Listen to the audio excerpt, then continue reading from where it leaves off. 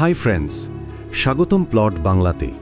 আজ আমরা এক্সপ্লেন করব অ্যালিস ইন বর্ডারল্যান্ড সিজন 3। যারা আগে সিরিজটি দেখেছেন তারা জানেন প্রতিটি গেম কেবল বাঁচার লড়াই নয়, বরং অনেক রহস্য এবং চমকও নিয়ে আসে। আর যারা এখনও দেখেননি, চিন্তা করবেন না, আমরা সবকিছু ধাপে ধাপে বিশ্লেষণ করব। এই সিজনে নতুন চরিত্র, নতুন চ্যালেঞ্জ এবং একাধিক চমকপ্রদ মোড় রয়েছে। তাই আসুন আমরা একসাথে আবিষ্কার করি প্রতিটি গেমের পেছনের কৌশল, চরিত্রদের মনস্তত্ত্ব এবং কিভাবে তারা বেঁচে থাকার জন্য লড়াই করে। চলুন শুরু করি।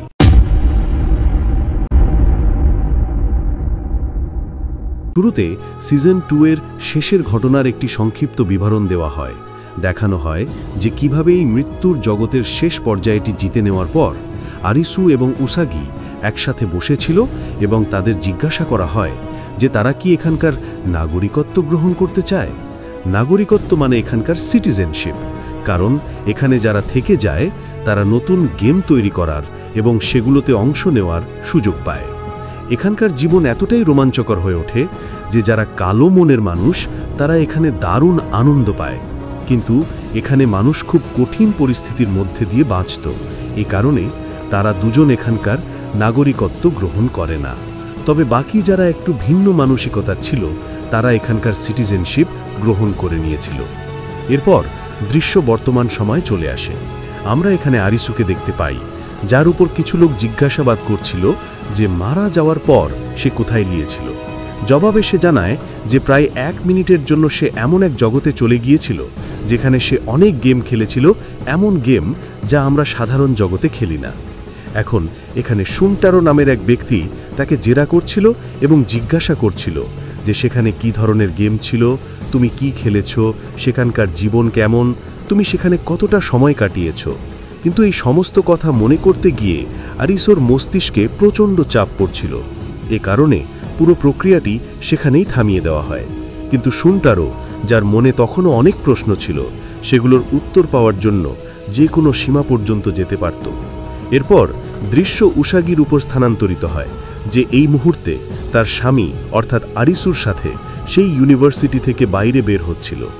এই বিশেষ ইউনিভার্সিটিতে পড়াশোনা শেষ করার পর কেউ চাকরি পেতে চাইলে আবেদনও করতে পারত। তারা দুজনে একটি চাকরির সন্ধান করছিল, আর আমাদের শুনটারো সাহেবও এখানেই, এই ইউনিভার্সিটিতেই একজন প্রফেসর ছিলেন। এরপর তিনি নিজের কেবিনে এসে সেই বিষয়গুলো নিয়ে আরও গবেষণা করতে শুরু করেন। আমরা তার ঘরে থাকা বই, ইনভিটেশন কার্ড, ল্যাপটপে থাকা সমস্ত তথ্য এবং ইন্টারনেট থেকে সংগৃহীত সমস্ত তথ্য দেখতে পাই, যা দিয়ে তিনি কোনো না কোনো পরীক্ষা নিরীক্ষায় ব্যস্ত ছিলেন। এদিকে আমরা দেখতে পাই যে শহরের পরিস্থিতি এখন কিছুটা বদলাতে শুরু করেছে। সিজন 1-এ যে উল্কাপিণ্ডটি পৃথিবীতে অর্থাৎ তাদের শহর সিয়ালে পড়েছিল, সেটি প্রায় অনেক বিল্ডিং ধ্বংস করে দিয়েছিল। এখন সেগুলোরই পুনর্নির্মাণের কাজ চলছিল। এরপর কিছু গলি পেরালেই শুনটারো সরাসরি একটি রেস্তোরাঁয় পৌঁছে যায়। সেখানে তার এক মহিলার সাথে দেখা হয়। এই মহিলাও একসময় সেই গেমগুলোর অংশ ছিল। সে জানায় যে সেই জগৎ সত্যিই উপস্থিত, কিন্তু সেখানকার সময় এখানকার সময়ের চেয়ে অনেক আলাদা। তুমি যদি সেখানে যেতে চাও তাহলে আমি তোমাকে একটি ওষুধ দিচ্ছি, এর মাধ্যমে সেখানে যাওয়া সম্ভব। এরপর সে নিজের শরীর চর্চা করে। আমরা দেখতে পাই যে তার হাত ঠিকঠাক আছে, শরীরে শক্তিও আছে, কিন্তু সে পা দিয়ে পক্ষাঘাতগ্রস্ত। ঠিক তখনই তার কাছে একটি মেল আসে যে পরের সপ্তাহের 7 তারিখে সন্ধ্যে 7টায় 7 তলায় 7 জন লোকের মাঝে তাকে বসতে হবে। অবশ্যই এই কথাটা আমি মন থেকে বানিয়ে বললাম। তার কাছে একটি সাধারণ আমন্ত্রণপত্র এসেছিল। এরপর সেই সময় এসে যায় যখন এক অন্ধকার রাতে সে সোজা সেই লোকেশনে পৌঁছে যায় যেখানে আরও কিছু লোক এই খেলাটি খেলার আশায় উপস্থিত হয়েছিল। এখানে একজন হোস্ট ছিল যে সবাইকে পরিচালনা করছিল। সে বলল যে আপনাদের সবাইকে এই চেয়ারে বসতে হবে এবং আপনাদের প্রত্যেকের সামনে 7টি করে তাস রাখা আছে। আপনারা একে একে পরের জনের কাছ থেকে একটি করে তাস নেবেন এবং যার তাসের মধ্যে কোনো একই নম্বরের কার্ড চলে আসবে, যেমন 2, 2, 2, 3, 2, 4 বা 2, 5 বা 2, 6, তাকে খেলা থেকে বাদ দেওয়া হবে এবং শেষে যার হাতে শুধু জোগাড় থাকবে সেই হবেই খেলার বিজয়ী, আর সেই স্বপ্নের জগতে বা বলা ভালো মৃত্যুর জগতে পা রাখতে পারবে। এখানে যেই মুহূর্তে তাদের মধ্যে খেলা শুরু হয়, একজন লোক যেই কার পাশের জনের থেকে একটি তাস তোলে, দুর্ভাগ্যবশত তার 2 2 মিলে যায় এবং তখনই সে একটি ভয়ঙ্কর শক খায়। সেই শকের কারণে তার প্রাণ বেরিয়ে যায়। এই পুরো খেলাটি লোহার চেয়ারের নিচে বসানো একটি ডিভাইসের সাথে সংযুক্ত ছিল। শুনটারো এটা দেখে বুঝে গিয়েছিল যে হোস্ট ইচ্ছাকৃতভাবে তাদের এই চেয়ারে বসিয়েছে যাতে কেউ কোনো ভুল করলে সঙ্গে সঙ্গে শক লেগে সেখানেই তার মৃত্যু হয়। এভাবে খেলা এগোতে থাকে, তারা নিজেদের তাস বদলাতে থাকে, আর স্বাভাবিকভাবেই কারো না কারো তাস তো মিলেই যাচ্ছিল। কখনো কারো 2 গোলাম, কখনো 2 কিং, তো কখনো 2 কুইন। এইভাবে চলতে চলতে শেষে মাত্র দুজন বাকি থাকে, একজন বিজনেসম্যান এবং আমাদের শুনটারও। তখন দুজনের কাছেই প্রায় একটি করে জোড়া বানানোর মতো তাস ছিল। বিজনেসম্যান বলে ওঠে যে এই খেলাটা কত বাজে, জীবন তো এমনিতেও চলে যাবে, তুমি কি আমাকে সাহায্য করতে পারো? এখানে শুনটারও তাকে সাহায্য করতে চেয়েছিল এবং সে টেক্কা কার্ডটি উপরে তুলে ধরে যাতে সে নিয়ে খেলাটা জিতে যায়। কিন্তু বিজনেসম্যান ভাবে যে শুনটারও তার সাথে বিশ্বাসঘাতকতা করছে, তাই সে জোকার না নিয়ে টেক্কা বেছে নেয়, কারণ জোকার নিলে সে বেঁচে যেত এবং শেষে সেও মারা যায়। এখন খেলার নিয়ম অনুযায়ী যার হাতে শেষে জোকার থাকবে সেই হবেই খেলার বিজয়ী। তাই এখানে সরাসরি শুনটারও সেই খেলার জগতে পৌঁছে যায়, বা বলা যায় সেই জগতের শেষ সিজনের নতুন মালিকের সাথে দেখা করতে পারে। এরপর দৃশ্য আবার বর্তমান সময় ফিরে আসে। আমরা এখানে উসাগিকে দেখতে পাই যে তার বাবাকে খুব ভালোবাসত। তার বাবা ক্লাইম্বিং করতেন, অর্থাৎ পাহাড়ে ওঠানামা করা তার শখ ছিল।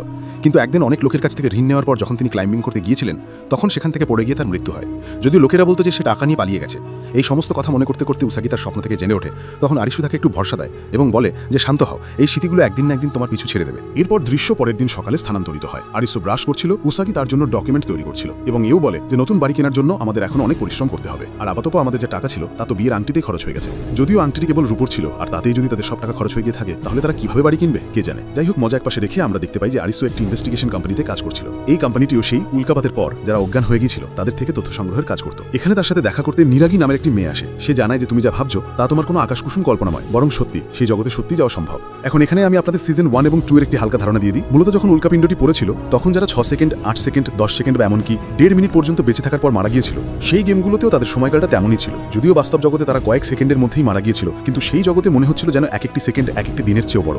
অন্যদিকে আমরা উসাগিকে দেখতে পাই, যাকে আবার সেই পুরনো স্মৃতি তারা করতে শুরু করে। সে সেই ওয়াটারফ্রন্টের রিসর্টটি দেখতে পায়, যা আমরা সিজন 2তেও দেখেছিলাম। এই রিসর্টটিতেই অনেক গেম খেলানো হয়েছিল। এখন এখানে যদিও কোনো গেমের বিস্তারিত বিবরণ দেওয়া হয়নি, কিন্তু সিজন 1 এবং 2তে দেখানো হয়েছিল যে তাসের 4টে আলাদা ভাগ থাকে, যেমন চিরিতন, হরতন, রুইতন এবং ইস্কাপন। যে ধরনের তাস হবে গেমও সেরকম হবে। হরতন হলে 4 জনকে মিলে খেলতে হবে, চিরিতন হলে বুদ্ধি খাটাতে হবে, রুইতন হলে সেখানে হৃদয়ের খেলা হবে, অর্থাৎ নিজের কোনো প্রিয়জনকে হারাতে হবে, আর যদি ইস্কাপন হয় তাহলে সেখানে এই 3টে জিনিসই অন্তর্ভুক্ত থাকবে, অর্থাৎ শক্তি, বুদ্ধি, ভালোবাসা সবকিছু। আর তাসের নম্বর যেমন 2, 3, 4, 5, যত বড় নম্বর হবে খেলার কঠিনতার স্তরও তত বাড়বে। আমি এখানেও এমন কিছু আশা করছিলাম, কিন্তু তেমন কিছুই হয়নি, আর এই কারণে আমি এই সিজনটি নিয়ে কিছুটা হতাশ। যাই হোক, এখানে উসাকি কারোর সাথে দেখা করতে বসে এবং সঙ্গে সঙ্গে যখন বাড়ি ফিরছিল তখন তার বারবার কারো উপস্থিতির আভাস হচ্ছিল। যেমন কখনো কেউ ফোনে কথা বলছে, তো কখনো কাউকে রেলওয়ে স্টেশনে দেখতে পাচ্ছিল। সে বুঝতে পেরেছিল যে তার স্ত্রী এখন বিপদে আছে। সে বাড়ি পৌঁছানো পর্যন্ত দেখতে পায় যে তার স্ত্রী নিখোঁজ আছে। তখন সে থানায় ফোন করে। কিছু তদন্তকারী অফিসার তাকে সেই রিসর্টের সিসিটিভি ফুটেজ দেখায় যেখানে শেষবার তার স্ত্রীকে দেখা গিয়েছিল, এবং তারা এও জানায় যে তার সাথে এই ব্যক্তিকে দেখা গেছে, যে হলো শুনটারো, সেই ইউনিভার্সিটির প্রফেসর যে মৃত্যুর জগতের এক অস্পর্শিত অধ্যায় উন্মোচন করতে চেয়েছিল।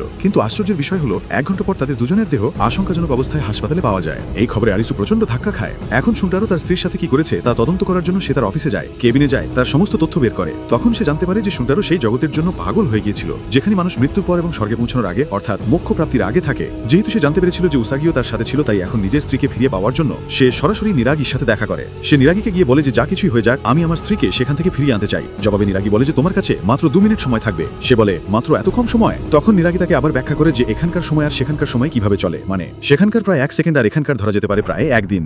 এখন এই কথা মেনে নিয়ে এবং সমস্ত ঝুঁকি নিতে প্রস্তুত হয়ে আরিসু সেখানে যাওয়ার জন্য তৈরি হয়ে যায়। এরপর নিরাগী তাকে একটি ইনজেকশন দেয়। এর ভেতরে এমন একটি সিরাম ছিল যা হৃদস্পন্দন কিছু মিনিটের জন্য থামিয়ে দিত।